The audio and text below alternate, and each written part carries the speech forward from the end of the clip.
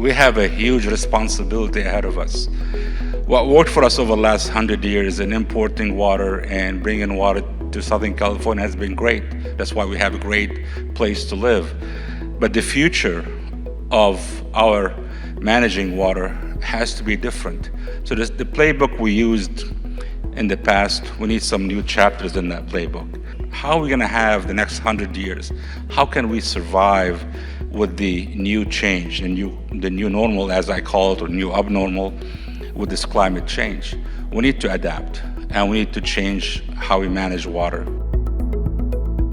What is Operation X? Operation X is essentially maximizing the recycled water out of the Hyperion Water Reclamation Plant. That facility sees about 270 million gallons a day of wastewater, and they recycle about a third of it, but the vast majority of it goes out into the ocean. So when we think about how we can maximize the water coming out of Hyperion, we have to take a holistic approach on how we're going to manage that water. The important part, I think, as well for the program is the storage component. Within the LA Basin, that's 1 million acre-feet of available storage right beneath our feet without having to build another dam. We're looking at how can we maximize water reuse here in Southern California. That's really going to be critical for us to be sustainable. The Colorado River is under stress. Everything that we're talking about with the California Aqueduct also being under stress. We cannot continue to rely on those resources.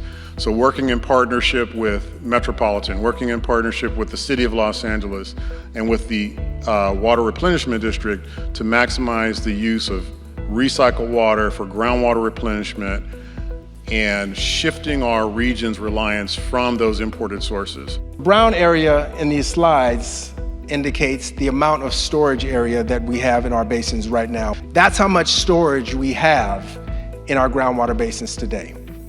That accounts for almost all of the yearly intake of water, or usage of water that we have in our service area.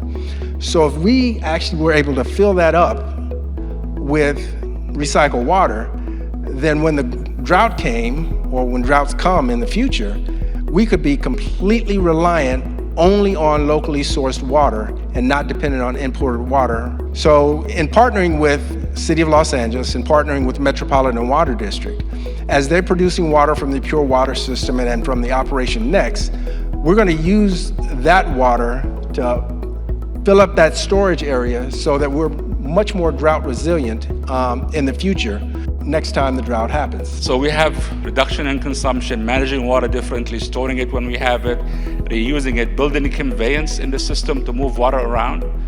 But also, what we need to do is recycle every drop. We want to do it fast.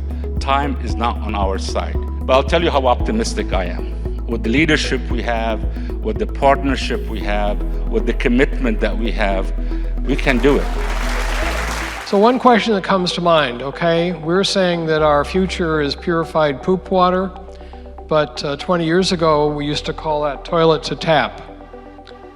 So is the public really going to accept this as part of our drinking water supply? Unfortunate that use of the term, I think, set us back 20 years. And I think we're paying for it today. Water technology is there. It just needs the will.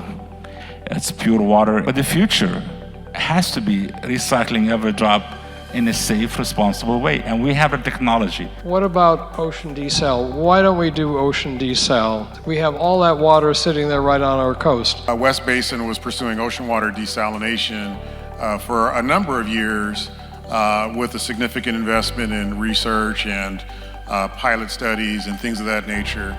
But the board elected to discontinue its pursuit of desal just this past December. And so there really is a lower hanging fruit that we can pursue as a region, and it really is that recycled water.